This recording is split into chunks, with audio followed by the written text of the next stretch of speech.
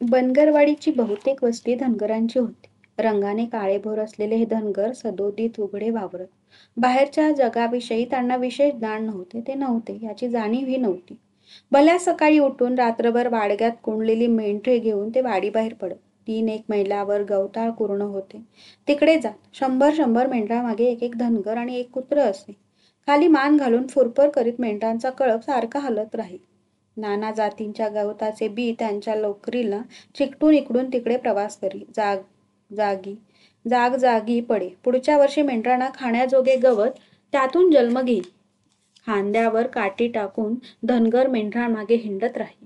कडक उन्हामध्ये तळत तो दिवसभर उभा असे. त्याचे कुत्रे सुद्धा कंटाळून जाई. टुनटुन उड्या मारणाऱ्या टोळाचा पाठलाग कर. काळसर रंगाच्या सरड्यामागे धाव. उगाच भूक असलेले काही काही करून त्याला आला कंटाळा घालवावा लागे. धनगराचेही तसेच होई. मग कधी एखादे तल्लख मेंढरू निवडून तो त्याच्या गळ्यात घुंगरू बांधे. भाकरी खायला बसला म्हणजे भाकरीचा तुकडा त्याच्या तोंडात देई. पीक आढळले की 1-2 कोवळी ज्वारीची कणसे खुडून ती चारी. असे वागवल्याने सवयीचे होऊन ते मेंढरू कुत्र्यासारखे त्याच्या मागून जाई. इतपत तयारी झाली की मग इतर मेंढरे माळावर चरू लागली म्हणजे करमणुकी खातर तो त्याला काठीवरून उडी मारायला शिकवी. बैस म्हणताच बसावे आणि ऊठ म्हणताच उठावे अशी सवय त्याला लागली. कधी हाती नेहमी असलेल्या कुऱ्हाडीने बाभळीची काठी तोडून ती ताशी, तर कधी फासे लावून कबूतर पकडे. मेंढरे चरत आणि मेंढके तसेच काही करून वेळ घालवीत. पण अशी एकूटपणाची वेळ त्याला कवचित येत असे. कारण बहुधा 3-4 मेंढके मिळून आपली खांडे चारीत. दुपार झाली की आळीपाळीने विहिरीवरून आंघोळ करून येत. जसशी उन्हे चढू लागत तसशी मेंढरेही दमगीर होऊन पाण्याकडे जाऊ लागत. सुकल्या ओढ्या ओघळीला असलेले हिरव्यागार शेवाळाखालचे पाणी पिऊन ती जोगावत आणि अपुऱ्या सावलीला उभी राहत. मग मेंढकेही सावलीत बघत आणि एकत्र बसून भाकरी खात. ती खाऊन झाली की नजर द्यायला एखादा मेंढका जागा राही आणि दोघे घोंगड्याचे बोळ उसाशी घेऊन पटक्याचे शेंबले तोंडावर टाकून डुलक्या घेत. त्यांची कुत्री गार ओल्या वाळूत अंग घोसळून लहारहा करीत बसत. दिवस थोडा उरला की मेंढके गावच्या दिशेने मेंढरे वळवीत. माळावरचा चघळ चोथा टिपत गावाशेजारी यायला त्यांना संध्याकाळ होई. गाव जवळ आले की एक एक मेंढका बाजूला उभा राही आणि आपापली मेंढरे बोलावून घेई. पुन्हा एकाचे 3 खांडे होत. नवऱ्याच्या माघारी घरी राहून रहाटावर वा टळकीवर लोकरीचे सूत काढणाऱ्या बायका मेंढरे येताच लगबगीने उठत, कोंडून ठेवलेली लहान कोकरे सोडत आणि 4 काटक्या खुपसून चुलीला जाळ घालत. या वेळेपर्यंत बहुधा अंधार पडलेला असे. सर्वांच्या घरी काड्याची पेटी नसे. तेव्हा बायका लामण दिवे घेऊन शेजारणीच्या दिव्यावर पेटवून आणत आणि चुलीला पेटत घालून ऊन भाकरी टाकत. परत आलेल्या मेंढक्यांना मेंढरे जुळवणे हा अर्ध्या 1 तासाचा कार्यक्रम असे. घरी राहिलेली लहान पोरे आणि रानातून आलेल्या मेंढ्या यांचा एकच गोंधळ होई. आई पोराला शोधत राही आणि पोर आईला बोलावत राही. बे बे मे मेचा एकच गोंधळ होई. भुकेली पोरं कुठल्याही मेंढीच्या कासेत शिरून ढुशा मारून बघत. आईला तो नवखा स्पर्श कळे आणि ती उडी मारून बाजूला जायला बघे. त्या धडपडीत लहान पोर कोलमडत उतानी पडत पोरांसाठी वेड्या झालेल्या मेंढीच्या लाथा त्यांच्या तोंडावर डोळ्यांवर लागत. साऱ्या गावभर हा गोंधळ चालू असे. 1000-1200 मेंढरे आणि त्यांची 400-200 पोरं यांचे आवाज सारखे उठत राहत. मेंढक्याला आणि धनगरणीला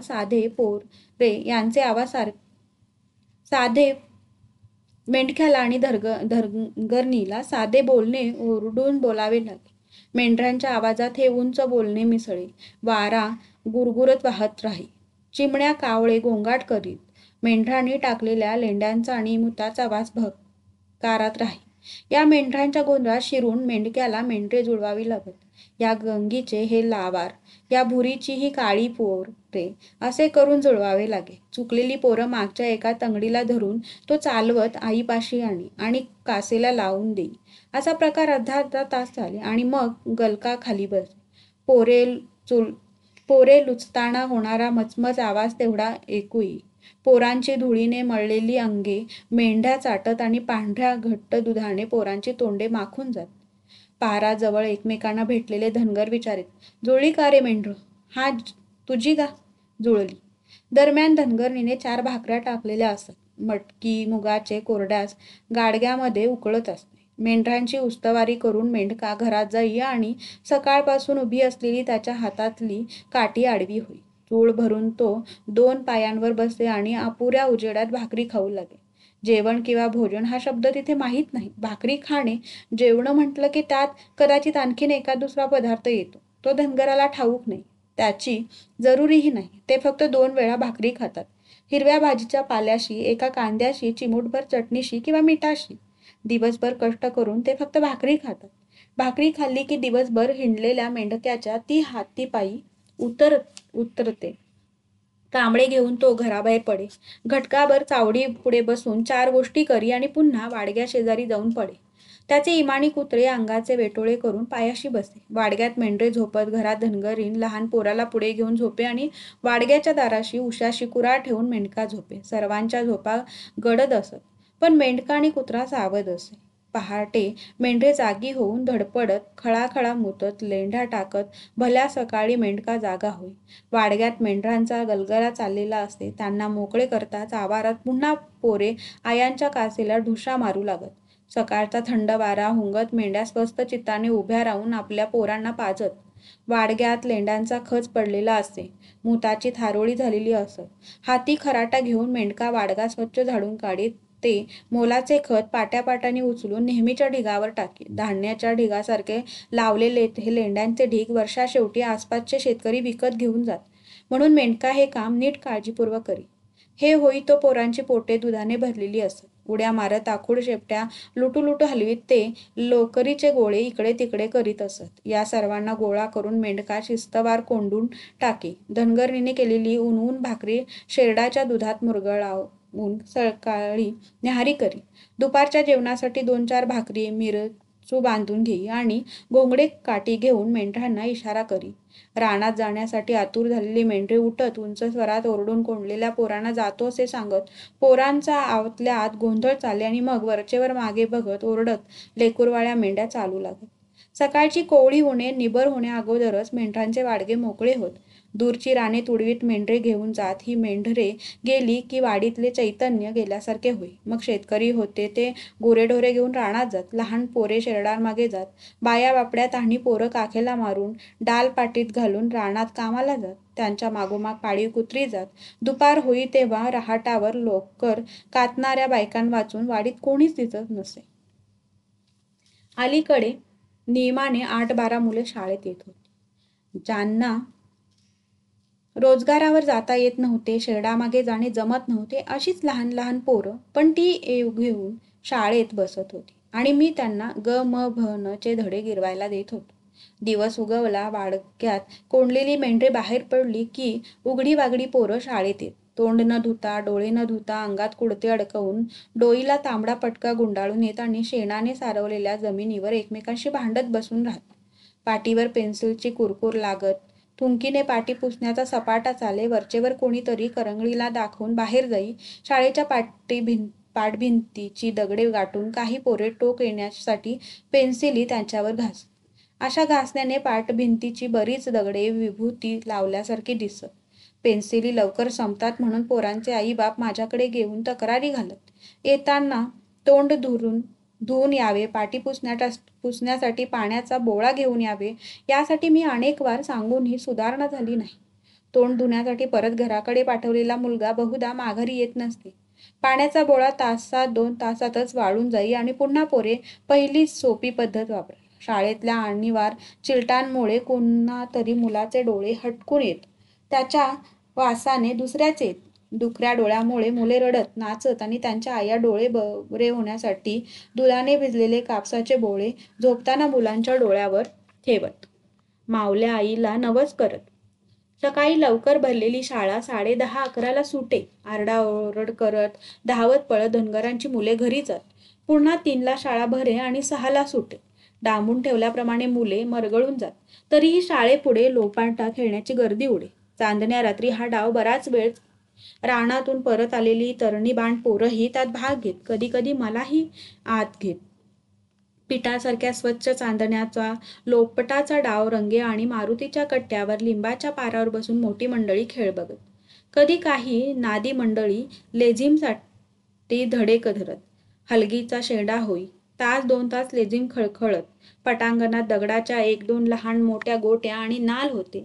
वाडीला पटांगण लागलेली पोरे यावर ताकद आजमावत. एका हाताने तो जडशीळ नाल पुरुषभर उंच कोण उचलतो याची चढाओढ सुरू होई. डोक्याचे फटके हाताला गुंडाळून पोरे नालालाच पुरुष करीत. डोक्यावर नेऊन तो नाल जमिनीवर टाकीत जमीन हादरे. मोठमोठ्या गोट्या दोन्ही हाताचा वेढा घालून छाती इतक्या उचलून टाकल्या जात. गावापासून 2-3 फर्लांगवर असलेल्या वस्तीवर राहत असलेला बिरा बनगराचा एक मुलगा सता अलीकडे शाळेत येऊ लागला होता. पूर्वीच्या मास्तराने 4 अक्षरे नीट शिकवल्यामुळे जी 4-6 मुले पुढे प्रगती करत होती त्यात सत्ता उजवा होता. 12-13 वर्षाचे वय असलेले हे पोर केवढे तरी ताडमाड वाढले होते. इतर मुलांपाशी नसलेला समज त्याच्यापाशी होता. शिकण्याची आवड होती. शाळा सुटली तरी पारावर बसून तो धडा घोकत बसे. एरवी माझ्या खोलीत येऊन हिशोब गणिते विचारित बसत. शिक्षणाकडे असलेला हाताचा कल बघून मी एकवार विचारले, किती शाळा शिकण्याचा विचार आहे सत्ता? सत्ता म्हणाला, पाक 7वी पास करायचे. तालुक्याला जावं लागेल. जाईन. बाप शिकायचं म्हणतो का? त्याचं कोण ऐकतंय? पोरं शिकली म्हणजे त्यांचे शेतीतले लक्ष उडेल. पांढरी कापडे घालून हिंडायचा नाद लागतो असे मत असलेला बिरा या पोराला शिकू देईल की नाही याची शंका होती. तरी पण मी स्वतःकडे विशेष लक्ष देऊ लागलो. या शाळेतून एखादा हुशार विद्यार्थी बाहेर गेला तरी मला पुरे होते. तसा कोणी जाण्याजोगा पोरगा म्हणजे सत्ताच होता. साहजिकच तो माझा आवडता विद्यार्थी झाला. या 8-12 मुलांव्यतिरिक्त रोज शाळेत येऊन बसणारे आणखीन 3 जण होते. आयबू मुलांनी, आनंदा रामोशी आणि रामा बनवर. हे तिघेही बहुतेक दिवसातील काही वेळ का होईना शाळेत येत आणि भिंतीला टेकून उगीच बसून राहत. काही बोलत नसत, काही करत नसत, पण येत पोरांच्या तोंडाकडे माझ्या तोंडाकडे बघत निवांत बसून राहत. त्यांचा काही त्रास मला होत नसे, पण उगाच तिथे येऊन ही मंडळी वेळ का घालवीत असतील याचे मात्र कुतूहल वाटे. पण नंतर मला कळले की वेळ घालवणे हाच त्यांचा त्यात प्रधान हेतू होता. मळक्या अंगाचा आणि मळक्या कपड्यांचा आयबू तर मोकळाच होता. त्याला उद्योग करावा लागत नव्हता, कारण माणसाने उद्योग करायचा तो पोट भरण्यासाठी. पण आयबूचा तो प्रश्न सुटला होता. तो जातीने मुलानी आहे हे कळतात वाडीच्या लोकांनी त्याला आनंदाने गावी ठेवून घेतले होते. कारण वेळ प्रसंगी बकरे कापायला मुलांनी लांबून आणावं लागे. खोळंबा होई. ती आयती सोय झाली होती. एवढी सवड मिळताच भाकरीचा प्रश्न आयबूने आपणहूनच सोडवला. दुपारची वेळ झाली की तो 4 घरे मागे आणि ऊन भाकरी कोरड्यास घेऊन ये. कुठेही बसून खाई आणि ढेकर दे. त्याने सारा व्यापच मिटवला होता. आयबूच्या गरजा जास्त नव्हत्या आणि गावाला 4-2 भाकरीचा तेगार नव्हता. झोपण्याच्या जागेविषयी त्याला अडचण नव्हती. चावडी होती, पटांगण होते, माझी खोली होती. पांघरुणाची गरज त्याला कधीच नसे. भटके कुत्रे, रानातली जनावरे जशी झोपतात तसेच निश्चिंतपणे कुठल्याही जागी तो झोपू शकत असे. थंडी पावसालाही त्याने आपले अंग ठणक केले होते. 35-40 वयाचा आनंदा रामोशीही मोकळाच होता. तो उंचीने बुटका आणि अंगाने वाळलेला होता. दाढीचे खुटरे सदोदित वाढलेल्या केसांवर एक गांधी टोपी, अंगात नुसता कोट आणि खाली आखूड चड्डी अशा वेशात तो नेहमी असे. वाडीत जी रामोशांची 4-2 घरे होती त्यापैकी हा एक. हे सारेच रामोशी कधी कसलाही उद्योग करीत नसत, तरी त्यांचे पोटपाणी चाले. खाण्याची पंचाईत उभी राहिली की आनंदा एक कांबळे खांद्यावर टाकून 3ऱ्या प्रहरी गावाबाहेर पडे. वाडीच्या आसपास 3-4 मैलांवर दुसऱ्या गावाची राणे होती. त्या रानाच्या बांधांवरून तो फिरत राही. रानात असलेल्या मालकाने विचारले, कुठे आनंदा? तर हा म्हणे, जातो रामालिंगाड्याच्या रानात. रामालिंगाड्याने विचारले, कुठे तयारी रे बेरडा? तर हा रामराम घालून म्हणे, चाललो तुका कारंड्याच्या मळ्याकडे. तुका कारंड्याने विचारले, काय आनंदा, कुठे तयारी? तर आनंदा समोर हात करून म्हणे, जरा भोसल्याच्या शिवारातून येतो. असे फिरून फिरून तो कुठे कांदे आहेत, कुठे वांगी आहेत, कुठे ज्वारी आहे, कुठे बाजरी आहे हे ध्यानात ठेवी. आणि रात्र झाली, मळेकरी गावात गेले, राखणदार झोपी गेले की या रानातली 4 कणसे, त्या रानातली 2 कणसे, इथल्या मुठभर मिरच्या, तिथल्या 2 वांगी असे करून घोंगडीची खोळ भरी आणि मध्यरात्री वाडीला परते. सकाळ होईतो त्याने ती कणसे बडवून ज्वारी काढलेली असे. बायकोने दळून पीठ काढलेले असते. वांगी शिजलेली असत. एवढ्या मोठ्या शिवारात ती 4 कणसे गेल्याचे मालकाच्या काही ध्यानात येत नसे. पाखराने खाल्ले की जनावराने ओरबडले त्याचा पत्ता लागत नसे. आनंदावर आळ येत नसे. वर्षानुवर्षे त्याचा हा उद्योग चालू होता. लहान चोऱ्या हा त्या माणसाने जीवनाचा धंदा निश्चित केला होता आणि त्याच्या पद्धती ठरवल्या होत्या. अंगाच्या कसबाने त्याचा धंदा उत्तम चालला होता. पुष्कळ वेळा बारीक सारीक चोऱ्या 18-15 दिवसांनी मालकाकडे जाऊन तो कबूल करी. आपणहूनच विचारे, का पाटील, तुमच्या रानातली वांगी कुणी तोडली का तुमच्या माघारी या 8-15 दिवसात? होय रे आनंदा, कोण चोरटा सोकलाय कुणास ठाव. वटाभर वांगी गेली बघ माझी. असं? मीच नेली वांगी? लेकावर आणखीन सांगतोयस बिनआबरूच्या? कबूल केल्यावर चोरीचा डाग जातो मालक. द्या म्हणल्यावर कुणी काय देतं नाही. मग काय करावं? किडामुंगी, राघू कावळं इतकं धान खातात ते काय विचारतात का तुम्हाला? तैसनी जसं तुम्ही काय करत नाही तसं मला बी करू नका. खाल्लं पाखरानं म्हणा आणि जा इसरून. आनंदाचा हा स्वभाव आता सर्वांना माहीत झाला होता. कधी फावल्या वेळात तो 2 सोबती घेऊन रानात जाई आणि एखादा ससा, एखादी घोरपड मारून घेऊन येई. तोंडाला फारच आळणी आले तर एखादे परगावचे मेंढरू चोरून आणे. त्याची कापाकापी, शिजवणे, जेवण हे सगळे परस्पर कुठेतरी रानात उरकले जाई. आनंदाचे भाईबंद असे जगत होते. आनंदा असा जगत होता. कधी मधी मिळणारा रानातला रोजगार सोडला तर वर्षानुवर्ष त्याचा धंदा हाच होता. रामा बनगर हा माणूस मात्र चांगला मूल्यबाळ असलेला होता. वयानं 30-35 असावा. ओटावर मनगटासारख्या मिशा आणि मोठे जाबाड. यामुळे तो चांगला दांडगेश्वर दिसे. त्याच्या घरी 100 मेंढरू होते. पण त्याची उसाभर बाप करीत होता. पोरगा करीत होता. रामाला उद्योग नव्हता म्हणण्यापेक्षा तो करत नव्हता. तोही शाळेत येऊन उगाच बसे. अनेक दिवस तो असा न बोलता बसत होता. शाळा सुटली की अंगावरचे कांबळे उचलून घराकडे जात होता. प्रथम मी त्याला विचारित असे, काही काम आहे का? का आला? म्हणत असे, पण यावर तो राट आवाजात म्हणे, काय नाही, आपला असा चालू. अनेक दिवस शाळेत असे बसून एकवार तो म्हणाला, मास्तर, माझं एक काम आहे तुझ्याकडे. शाळा सुटली होती. आनंद आयबू गेले होते. मी आणि रामा दोघेच शाळेत होतो. कधीही न बोलणारा हा माणूस बोलला याचं मला आश्चर्य वाटलं. याचे काय काम माझ्याकडे असावे याचा अंदाज लागेना. काय बोला की. रामा लवकर बोलला नाही. खाली मान घालून त्याने काही वेळ घेतला. बोलावे का नको असे अजूनही त्याच्या मनात चालले असावे. त्याचा संकोच जाण्यासाठी मी म्हणालो, काय काढलंय रामा भाऊ? मग इकडे तिकडे बघून रामा म्हणाला, माझ्याजवळ एक बुचड्याचा रुपया आहे. बुचड्याचा रुपया म्हणजे राणी छाप रुपया. राणीने केसाचा बुचडा घातल्यासारखे चित्रात दिसे. तो सरकारने बंद केला होता. बरं मग? बंद झालाय म्हणतो. मला गरीबाला उगीच खोट आलीये बघ. हो, बंद झालाय खरा. आता बाजारात तो चालत नाही. तू तालुक्याला जातो येतोस. चालला तर बघ तुझ्या वजनानं. मेहरबानी होईल. मला चालेल का नाही याची कल्पना नव्हती. कधी प्रसंग आला नव्हता. प्रयत्न करून बघायला हरकत नाही म्हणून मी म्हणालो, बघतो चालला तर द्या माझ्यापाशी. रामा होकार देऊन उठून गेला. रात्री घरी आणून त्याने तो रुपया माझ्यापाशी दिला. एखादे जड जवाहीर देतात तसा दिला. तो देताना त्याचा जीव धाकधूक करत होता हे मला समजले. रुपया मास्तरने खाल्ला तर? शनिवारी सकाळची शाळा करून मी विभूतवाडीला गेलो. 1.5 दिवस घरी काढून परत शाळेत रुजू झालो. रामाच्या रुपयाची मला आठवण झाली. तो मी सोडून आणला होता, पण 2-4 दिवस रामा शाळेत आला नाही. चौकशी करता समजले त्याचे एक मेंढरू चुकले आहे. ते शोधण्यासाठी तो कुठे परगावी गेला आहे. यानंतर तो शाळेत आला तेव्हा मी खिशातून पैसे काढले आणि त्याला दिले. तुमचा रुपया मोडला, ही मोड. मी शिकवण्याच्या नादाला लागलो. मोड धोत्राच्या कोपऱ्यात बांधून रामा बाहेर केव्हा गेला ते मला कळले नाही. रात्री जेवण करून मी वाचीत बसलो होतो तेवढ्यात तो परत आला. कधी नव्हे तो माझ्या घराकडे आला आणि भुईवर बसला. मी विचारलं, काय रामा भाऊ, मेंढरू मिळालं का? हा, मिळालं. इथंच शेजारच्या वस्तीवर घावलं. मग 4 दिवस बरे लागले. पाहुण्याकडे गेलो मेटकरवाडीला. मी पुढे वाचू लागलो. रामा बसला आणि म्हणाला, मास्तर, माझ्या रुपयाची मोड कशी आणली? आणली एका बाण्याकडनं. ओळखीचं होतं. ते नाही विचारित. कशी म्हणजे कनवटीला लावून आणली का खिशातनं आणली? अंगरकाच्या का कशी? मला प्रश्नाचा रोग कळला नाही. म्हटले, विजारीच्या खिशातून आणली. का? पक्का अगदी? हो. का?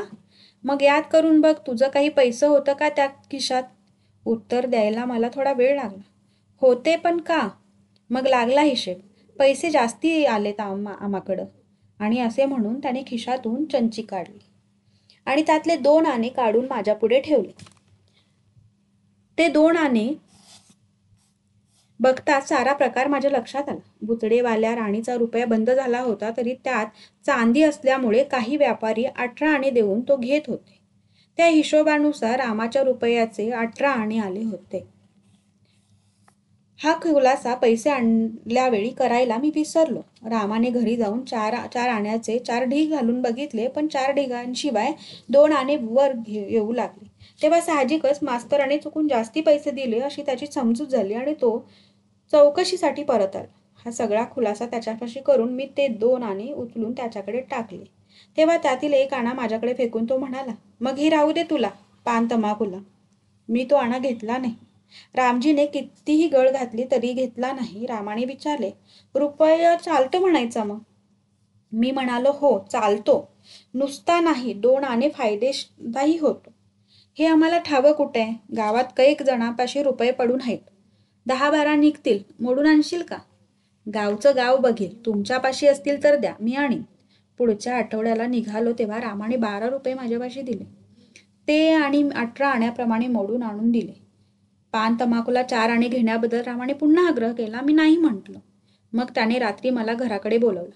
त्या अंधाऱ्या घरात मी वाकून शिरलो तेव्हा चुलीपुढे चिलीमोडीत एक 60-70 वर्षाचा म्हातारा बसला होता. रामाची बायको आत बाहेर करत होती. बसायला कांबळे टाकून रामाने शेरडाचे दूध थाळीतून प्यायला दिले.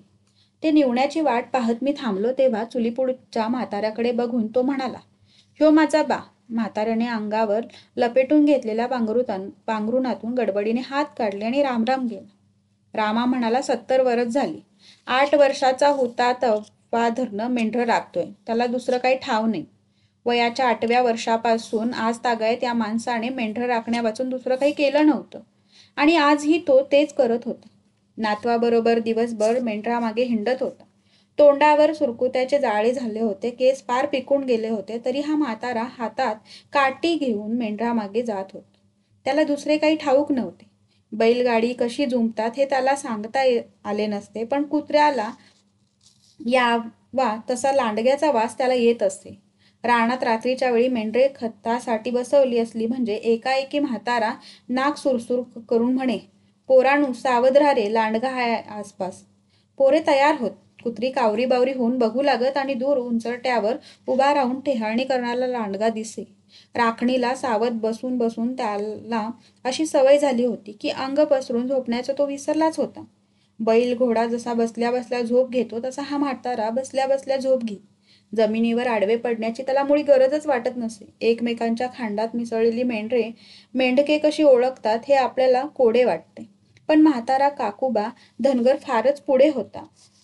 नव्याने मेंढरे करायची झाली तर मालकाला मेंढरे विकत घेऊनच सुरुवात करावी लागत नाही. असा माणूस खोबऱ्याची 1 वाटी आणि त्यावर थोडा भंडारा घालून चांगल्या मेंढक्याकडे जातो आणि ती खोबऱ्याची वाटी देऊन त्याला म्हणतो, मी बेन करतोय. मग तो मेंढका आपल्या खांडातील शेलके मेंढरू काढून ते मागणाऱ्याला मोफत देतो. अशी 10-15 मेंढरे मिळवून सुरुवात केली जाते आणि 2-3 वर्षात बियाणे मागणारा दुसऱ्यास बियाणे देऊ शकतो. मात्र बियाणे म्हणून आणलेली मेंढरे विकायची नाहीत, कापायची नाहीत हा नियम पाळला जातो. काकूबाकडून एकदा 2-5 मेंढरे एका परगावच्या इस्मानाने नेली. पुढे 1-2 वर्षांनी म्हातारा त्या गावी गेला तेव्हा त्या इस्मानाने चुकचुकून म्हटले, काकू तुझी 4 मेंढरं मेली. त्याची काही वाढ गा? नाही, वाढ नाही, काही नाही, बिमोडच झाला. म्हाताऱ्याला हे खरं वाटलं नाही. तो म्हणाला, तुझा वाडा मला दाखव. त्या इस्माने तो दाखवला. बराच वेळ मेंढरे बघत म्हातारा हिंडला आणि काही वेळाने त्याने आपल्या मेंढरांची संतती शोधून काढली. तो म्हणाला, ही 2 पोरं माझ्या मेंढीची आहेत. आणि ही गोष्ट खरी होती. खजील झालेल्या त्या इस्माने ही कबूल केली. रामा बनगराने आपल्या बापाविषयी माहिती सांगितली तेव्हा मला नवल वाटले. मी काकूबाला विचारले, काकूबा हे तुम्ही कसं ओळखलं? म्हातारा म्हणाला, त्याचं तोडगं असतात लेकरा. चेहरा रंग रूप कळल्याशिवाय कसं राहील? आता तू आहेस तुझ्या तुझ्या आईचं, तुझ्या आज्याचं काहीतरी तुझ्यात उतरलं असेलच की. नाक म्हण, डोळं म्हण, काहीतरी सारखं असेल. मग रामाने मला थोडे आत नेले. दिव्याच्या प्रकाशात तो आत गेला आणि एका लहान मडके घेऊन बाहेर आला. त्यात चांदीचे नगद रुपये होते, भुतड्याच्या छापाचे. मी बघतच राहिलो. या धनगरांकडे एवढे पैसे असतील अशी कधी चुकून ही शंका मला आली नव्हती. रामा म्हणाला, लैंदी साठवत आलोय बघ. हे मोज आण, संघ घेऊन जाऊन मोडून आण. मी ते रुपये मोजले. हे मोज आणि संघ घेऊन जाऊन मोडून आण. मी ते रुपये मोजले, 340 भरले. आकडा सांगताच रामाने तो मानला आणि पैसे बिनघोरपणे माझ्या हवाली केले. मास्तराने 5 रुपये कमी मोजले असतील किंवा एवढे पैसे मास्तर खाऊन टाकील अशी शंकाही त्याला आली नाही. मी म्हणालो, रामभाऊ, हे इतके पैसे मोडायचे, 90 रुपये तुम्हाला द्यायचे म्हणजे काही दिवस लागतील. तुम्हाला नड नाही ना? रामा म्हणाला, सावकाश मोड. महिना 15 दिवस लागले तरी हरकत नाही. मी उठून घरी आलो. मे महिना संपला आणि जून आला. उन्हाळा संपला, पावसाळा आला, इंद्रगोप दिसू लागले आणि मृग निघाला. आबाळ झाकळून आले, स्वच्छ ऊन नाहीसे झाले, वारा सुटला, झाडेझुडे गदगदू लागली, धूळ माती चौफेर उडू लागली.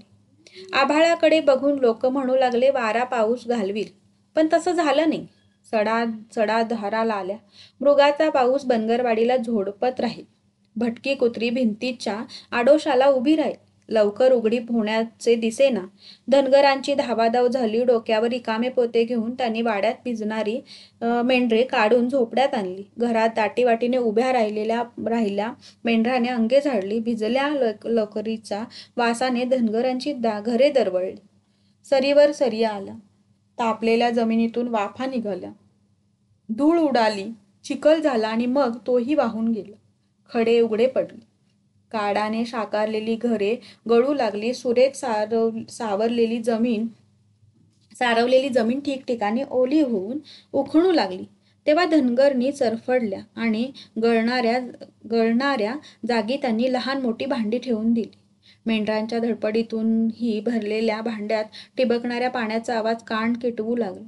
धाब्याच्या घरातून गळू लागले. तेव्हा डोक्यावर रिकामी पोती घेऊन धनगर माळवदावर चढले. जिथे पाणी साचले होते, माळवदाला भोकं पाडत आत शिरत होते. ती भोके त्यांनी दगड माती घालून तात्पुरती बुजवली. हवेमध्ये गारवा आला. धनगरांच्या कुऱ्हाडीवर गंज धरू लागला आणि धनगरांनी साठवून ठेवलेले मीठ पाझरू लागले. पोपटी रंगाच्या गवताने जमिनीतून डोकी वर काढली. अंगणात माळवदार छपरांवर जिथे उगवू नये तिथे गवत उगवू लागले. सर्वत्र झगझगीत पोपटी रंग दिसू लागला. अंगठ्याच्या नखावर बसू शकतील एवढ्या बारक्या बेडक्या एकाएकी दिसू लागल्या.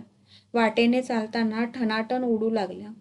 त्यांच्यावर कावळे झडप घालू लागले. छोटीशी पंखे असलेले किडे हजारो लाखोनी उडू लागले आणि चाळुंक्या चिमण्यांनी त्यांचा फडशा पाडला.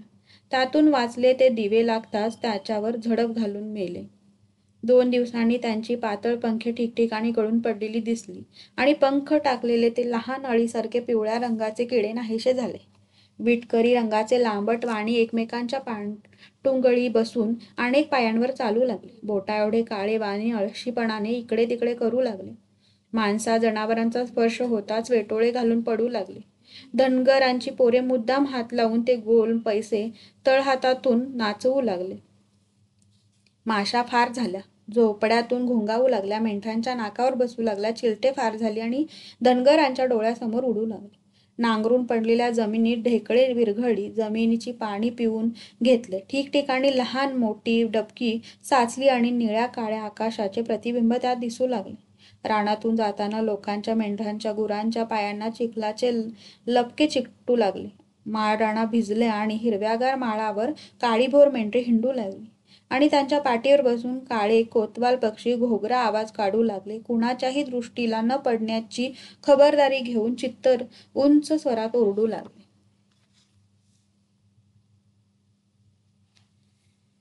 एका ठराविक वेळेला शाळा भरवणे सोडणे हे बनगरवाडीच्या शाळेबाबत नेहमीच जमत नसे. साऱ्या जगाला उन्हाळ्यात सुट्टी तर इथे सुगीला सुट्टी. मन मानेल तेव्हा शाळा, मोटार सर्व्हिस, जागा भरल्यावर सुटते, तसे मास्तर आणि शाळा भरल्यावर शिकवावे, त्यामुळे मास्तराचे क्षेत्र शाळेपुरते मर्यादित राहू शकत नव्हते. कोणी पत्र लिहायला सांगत, कोणी अर्ज लिहायला सांगत. घरी जाण्यासाठी मी जेव्हा रविवारच्या सुट्टीत निघत असे, तेव्हा माझ्या कोटाचे खिसे पोस्टात टाकण्यासाठी दिलेल्या पत्रांनी भरलेले असत. ही कामे जेव्हा बिनतक्रार मी करू लागलो, तेव्हा कोणी काही विचारायला यावे असे झाले. नवरा बायकोच्या भांडणापासून तो मेंढरांच्या चोरीपर्यंत सर्व तक्रारी मास्तराकडे येत.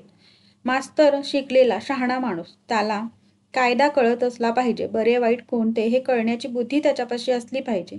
त्यामुळे शाळा नाही तरी या उलाढाली करण्यात वेळ जाऊ लागला. मुले कमी आहेत अशी तक्रार खात्याकडून आली तर, शाळा नवीन आहे, सुगी सुरू आहे इत्यादी कारणे दाखवून मी गावची शाळा सांभाळू लागलो.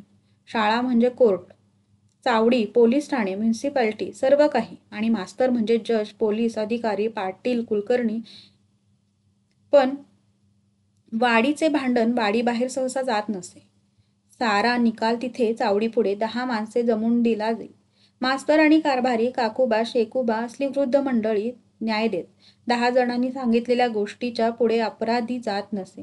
केलेला दंड, सांगितलेला न्याय तो मानी. नाही पटला तर अपील करण्याची मुभा त्याला असे. हे अपील म्हणजे धनगरांचे महादैवत बोलवावे लागे. धनगरांची बरीच मोठी जातकुळी एकत्र येई आणि मग न्यायदान होई. पण असे कोणी करत नसे, कारण महादैवत बोलावायचे तर त्याला जेवण करावे लागे, आणि एवढे मोठे जेवण म्हणजे बराच खर्च करावा लागे. वाडीत लग्ने सुद्धा एकदम करण्याची पद्धत होती. दरवर्षी एक मुहूर्त बघायचा आणि त्याच दिवशी गावातली सगळी लग्ने उरकून घ्यायची. यामुळे सर्व गाव जेवू घालण्याचा भार एकावर पडत नसे. जी 10-20 लग्ने उभी राहत, त्यांच्या प्रत्येकाच्या वाटणीला 10-20 पाने येत. या लग्नाच्या दिवशी एखाद्या गरजूचे पैशाअभावी अडत असेल की सर्व गाव एकत्र जमा होई आणि अमका तमका अडला आहे, त्याला धक्का देऊया असा विचार पक्का होई. सर्वजण त्याचा भार उचलत आणि त्या गरजूचे लग्न होऊन निघे. दादूच्या धमकीला न जुमानता मी बेधडक गावात मिसळत होतो. वाडीच्या लोकांचे पान मास्तराविना हलत नाही अशी परिस्थिती झाली होती. वाडी शेतकरी असे फार थोडे होते. मृगाच्या पावसाने जमिनीत गवताचे कोंब उठले, चांगले माजले. पेरण्याआधी कुळवाची एक पाळी घालून शेतकऱ्यांनी त्या भाकड गवताचा मोड केला आणि मग पुष्य नक्षत्राचा पाऊस झाला. रानात चांगला चिखल झाला. लोक वापसा येण्याची वाट बघू लागले. तो आला, चिखल वाळला, बैलाचे पाय रुतू नयेत, टिपणीची भोके लिपू नयेत इतपत रान फडफडीत झाले. ओल खोल राहिली आणि वरून जमिनी हडकली. मग पेरणीची गडबड सुरू झाली. बाजरीच्या कडधान्याच्या पेरण्या सुरू झाल्या. बियाणांची ओटी घेऊन आणि टिपण जुंपून भल्या सकाळी लोक रानाकडे जाऊ लागले. या पेरणीच्या धामधुमीत शेकू माझ्याकडे आला. हा फारसा गावात दिसत नसे. त्याच्या 2-3 एकराच्या तुकड्यात राबणे एवढेच त्यास माहीत होते. सकाळच्या प्रहरी अंगावर धोतर पांघरून तो माझ्याकडे आला. त्याचे हात दिसत नव्हते. ते धोतर त्याने अशा रीतीने पांघरले होते की त्याचे वाळलेले तोंड आणि चालून चालून राठ झालेली ओबडधोबड नखे असलेली पावलेच दिसावीत. मी बसलो होतो, आयबू बसला होता. शेकू उभ्या उभ्या म्हणाला, मास्तर, एक बैल बघून दे की मला, पेरणी थटली गा. मी शाळा मास्तर होतो, माझ्यापाशी बैल कुठून असणार? पण हे शेकूला सांगण्यात अर्थ नव्हता. तो म्हणाला, तू मागितलास म्हणजे मिळेल. माझ्यापाशी एकच आहे, एक मेला, दुसरा मिळाला तर पेरीन, नाहीतर वरीसवर उपाशी मरण्याची पाळी आहे. मी म्हणालो, पण कुणापाशी आहे ते सांग, म्हणजे त्याला मागीन. ज्याच्यापाशी आहे त्याची पेरणी आहे. आपला खोळंबा करून कोण देणार? मी सर्वांशी मागून आलो. मग मी कुणापाशी मागू? ते तू काय बी कर, पण माझी नड भागव. सगळं गाव म्हणतं मास्तर येळेला येतो, अडचण वळखतो. मग माझ्या एकीचं का असं? इतका वेळ आयबू गप्प होता. तो शेकूकडे तोंड फिरून म्हणाला, तू येडा काय रे शेकू? मास्तरापाशी बैल कुठला? ते काय शेतकरी का हेडे? उगाच काही बी मागायला यायचं, जा घरी. आयबूनं झिंडाडता शेकू खाली आला. आपले चुकलं तर नाही ना अशी शंका त्याला आली. घरी जायचंच, पर बघा की मास्तर जमलं तर, तो नरम होऊन बोलला. आयबू नेटाने उठला. त्याने शेकूच्या बावट्यांना धरून पायऱ्या उतरायला लावल्या आणि म्हटलं, शाणाच आहेस शेकू. मास्तर आणि बैल काय कडुसुरीला लावलाय? आणि काकुळतीने येऊन काही पुटपुट शेकू गेला. परत येऊन आयबू म्हणाला, त्याचं काय मनावर घेऊ नका मास्तर, ते उगीच भोळसट आहे. पण मला राहून राहून वाटले की गमभण लिहायला शिकवणे एवढेच आपण करतोय. पण याची गरज वेगळी आहे. आयबूला कुटुंब पाहिजे, आनंदाला भाकरी पाहिजे, शेकूला बैल पाहिजे. 2 दिवस शेकू चोहीकडे फिरला पण त्याला बैल मिळाला नाही. तो घरी जाऊन मटकन बसला. बायकोला म्हणाला, काय चालना माझं. शेकूची बायको गावातील सर्व धनगरणींपेक्षा मुंडा हात उंच होती. तिच्या अंगात ताकदही चांगली होती. शेतीची सर्व कामे ती पुरुषाच्या बरोबरीने करत असत. डोक्याला हात लावून नवरा बसला तेव्हा ती म्हणाली, कुणाकडे मागितलं. सर्व्या गावभर फिरलो, बैल कोण देत नाही. मग हो, या साली पोटानं मरायचं, उपाशी पाय घासून मरायचं. नवऱ्याचे हे बोलणे त्या बाईने ऐकले. त्याचे तेल संपत आल्या दिव्यासारखे डोळे बघितले आणि ती धीराने म्हणाली, उद्या पेरायचं. बैल ग, मी आणते. कुठून आणतीस. वाटेल त्यातनं आणीन. तरी पण तुम्हाला काय पंचायत, मी बैल आणीन. सकाळी उठून रानात जा म्हणजे झालं. बायको कोणाचा बैल आणणार याविषयी विचार करी सकाळी शेकू उठला आणि टिपणं खांद्यावर घेऊन एक बैल एका हातात धरून रानात गेला. गावाकडे तोंड करून बांधावर बसला. बायको येण्याची वाट बघू लागला. तासभर गेला आणि शेकूची बायको येताना दिसली. तिच्यापाशी बैल नव्हता. शेकूचे तोंड उतरले. बायकोने पैज मारली पण तिलाही बैल मिळालेला नाही. आता पेरणी होत नाही. सर्वांची झाल्यावर बैल मिळेल पण त्याचा काय उपयोग. पेरले तरी पीक मागास होणार. नीट साधणार नाही. वर्षापुरते धान्य नाही आले तर उपासमार होणार. गाव सोडून रोजगारासाठी गावोगाव भटकावे लागेल. असा विचार मनात येऊन तो कष्टाळू धनगर दुर्मुखला आणि त्याची दणकट बायको रानात आली. का ग, मिळाला नाही बैल. न मिळाला काय झालं.